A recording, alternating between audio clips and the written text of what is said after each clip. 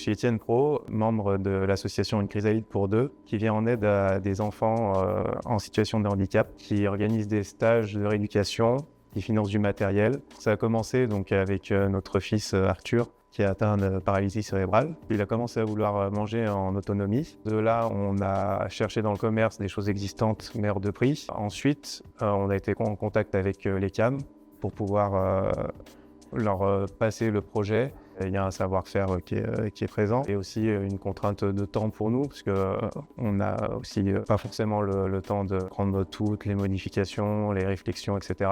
Donc ça a permis de nous soulager un peu.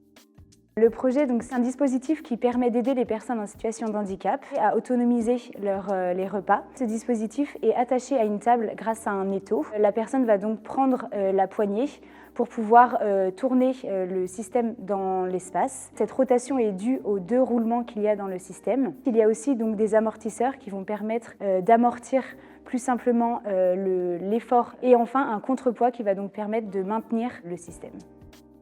Pour répondre au cahier des charges de l'association, qui incluait diminuer le prix et la masse du système, on a décidé de redimensionner tous les composants, à savoir les roulements à billes, les amortisseurs et la barre, qui constitue l'axe principal du bras. Donc pour ça, on a cherché à connaître les contraintes appliquées sur chacun de ces composants. Et grâce à ça, on a réussi à diviser par 3 le poids pour chacun des composants et par 2 le prix également. Donc à la fin du projet, on a réussi à diminuer le coût total de 20%. Donc dans ces 20%, on a aussi inclus le pivot assiette qui permet à l'assiette d'être surélevée et de pouvoir être pivotée par l'utilisateur. Et enfin, tout au long du projet, on a essayé de rendre le système adaptable pour chaque utilisateur parce que dans un premier temps, le système va être utilisé par les enfants de l'association et par la suite, l'association va diffuser ce système à enfants comme plus grands, selon les utilisateurs, selon les types de handicap. Les besoins ne sont pas les mêmes et on a essayé de s'adapter à chacun.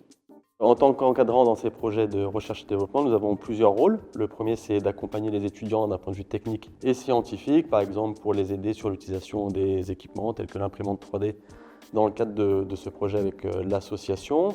On peut également les accompagner sur la réalisation de simulations avec des logiciels d'éléments finis, de calcul par éléments finis. On les accompagne tout au long de leur projet pour les aider dans la planification, la réalisation de leurs tâches et puis pour aller au fond des analyses et des développements de ce projet.